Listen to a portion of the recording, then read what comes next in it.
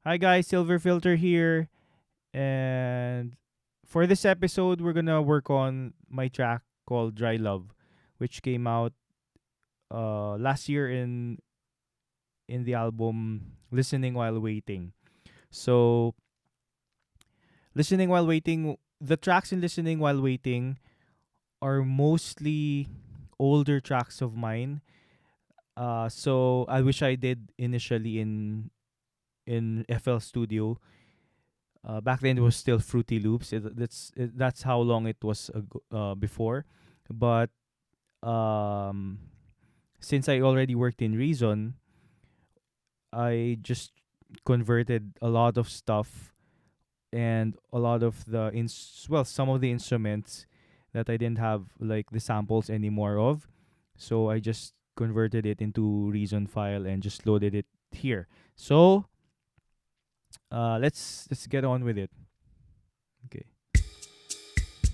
So here we start with something like I was imagining like a band, just a light drummer playing, and then we introduce the bass here. Okay, so since this is a production walkthrough, so of course I'm gonna be sharing some tips that you can use in your productions. So like here in the break, so here transitions, don't forget you can remove something. So in this case, I just removed the kick and just left my percussion and the ride cymbal just to uh, give the listener some anticipation that something's gonna happen. And something did happen. We introduced the bass guitar. This is this is one of the instruments that I replaced. This is an acoustic bass now in Reason, because I didn't have the old instrument sample that I had. So you heard here, I again removed my kick before the drum loop came in. Okay, so one thing to note, what happened here was I introduced. So we already had the drum. We already had our basic drums, right? Okay, so that's our basic drum loop. Okay, so sorry, you have to pardon my cable. My replacement cable is still on the way, so I'm using a shorter cable here.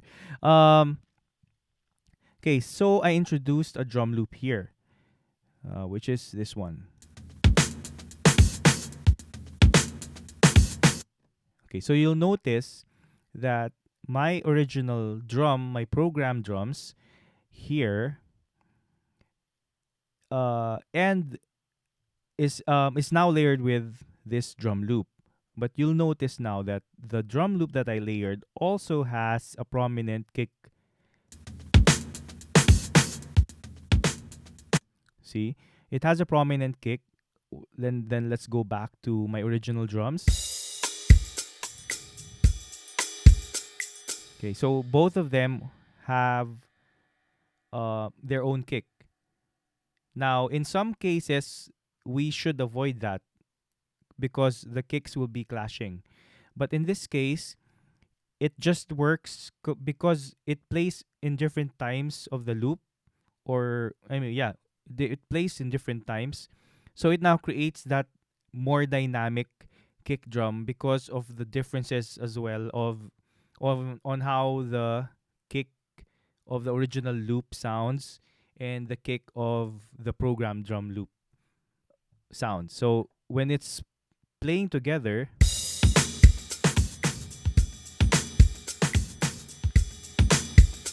so it just works and it sounds more dynamic. It sounds more, like you can feel that the different intensities of the kick of the drummer when like he's playing different intensities for the kick when in fact it's just two samples that are playing around layered. So that's one trick that you can do. Okay, so let's continue. Okay, let's forward it. Then we introduce the electric piano. So here, what I did specifically was it was longer, played longer notes, like, and then the nylon guitar comes in.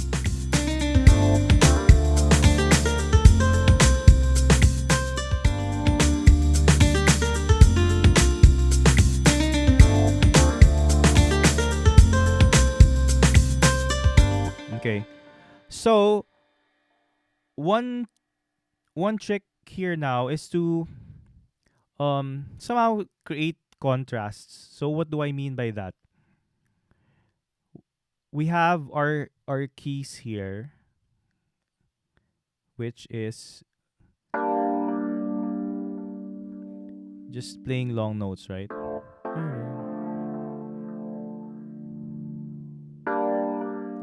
So now you can create a contrast so that the two layers are somewhat doesn't outshine each other. So what do I mean? So when the guitar comes in, the guitar now is has short notes and it has a delay on it. So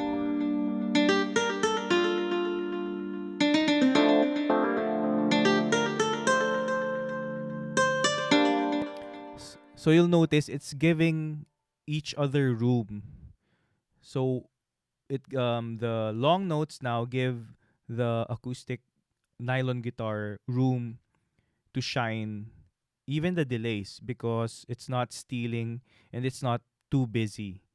So the more relaxed part is the electric piano, and then the busy one is nylon guitar. Okay, so let's continue.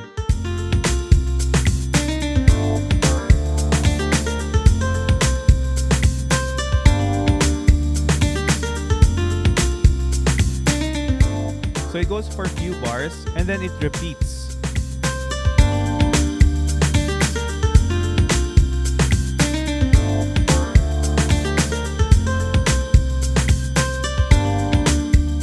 Okay, so to avoid now that loopy sound, what I did in the repeat was just to layer a string here, this one. So even if it repeats for another 4 bars, something's telling our ear that something is different in this repeat. And it's just there. It's just a note that plays.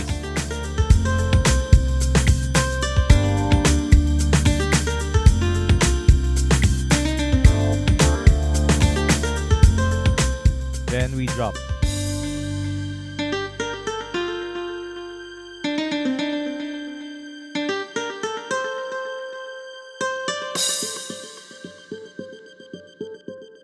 So this is my middle part build.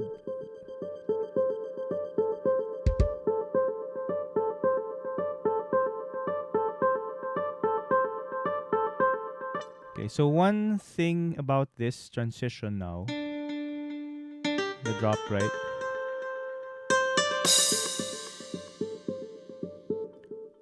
So because I had my guitar filtered here, so that's the low frequency happening there. I decided to put like a splashy cymbal on top, just so that I have both. Um, well, this one's more of a feel thing. Like you can go without the cymbal, but in my case, I just decided to fill in both low and high frequencies.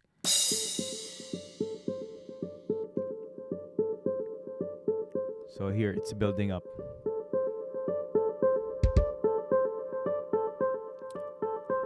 Then I just added that kick.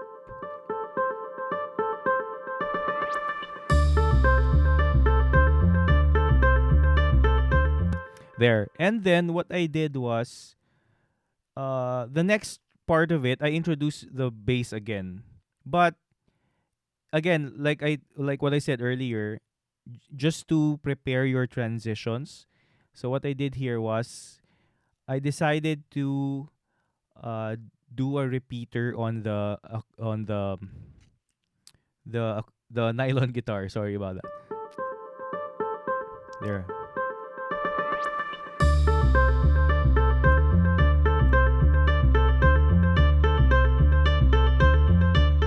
Then here, so once the bass comes in this case for me, the star of the show coming in is the bass. That's why the cymbal, which handles more of the high frequencies, I used the lighter ride hit rather than the splash cymbal, so that it doesn't steal the show.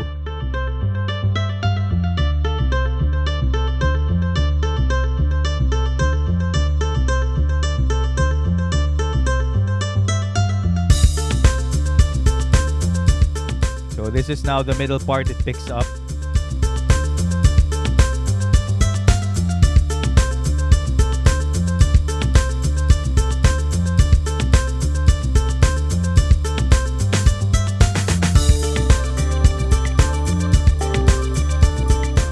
Okay,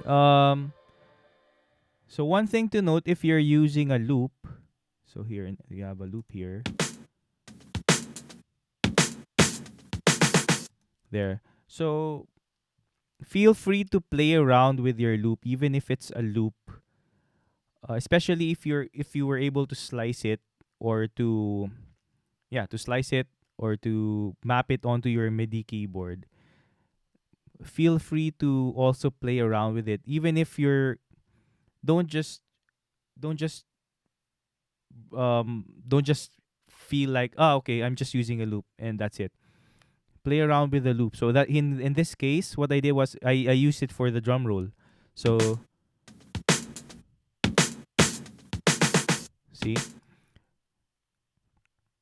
Okay, let's continue. So here I introduced another instrument. Oh yeah, I think this is yeah. Okay, so sometimes also this is another trick. Another tip. Sometimes it's nice to keep your instruments at a minimum and don't introduce too much new sounds. That's not a strict rule, but it also helps the listener just know that all the instruments belong there because it's something that they've already heard in the earlier part. So in this case, I'm using again the string, but I added a gate effect, a gate like a slicing effect.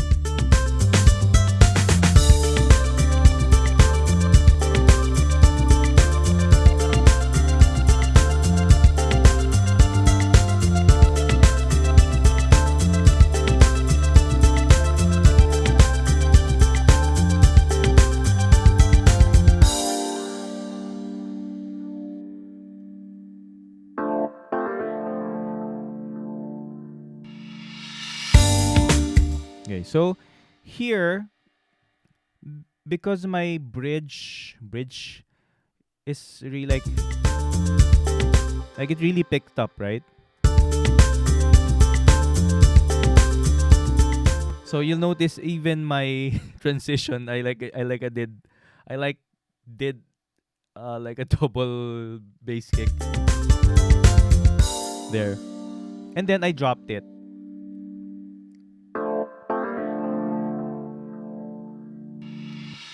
So it's nice to, after something really busy, you're just bombarding your listener with something. Sometimes it's also nice to just surprise them with even just a measure of just a breather, like it's you remove a lot of instruments. And then my transition here is a reverse cymbal.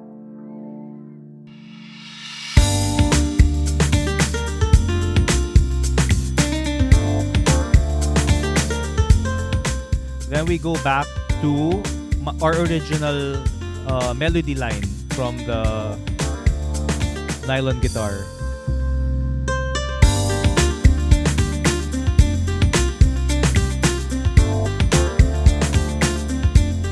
Then this just goes on uh, for a fade out. So here, what I did was I did, since it's not, I finished the melody already of the nylon guitar. So my guitar programming here was more like more loopy,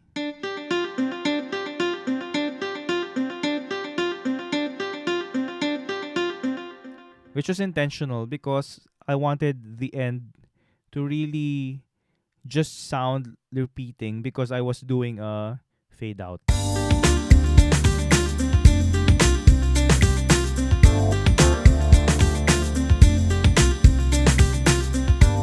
Yeah, so I won't play that the whole thing. But of course, you'll see in the project file that there are no fades because this is the project file itself. I did my fade in the mastering part of my process. So, yeah, that's Dry Love. Hope you picked a few tips from how I did this. I'll see you in the next episode. Peace, guys.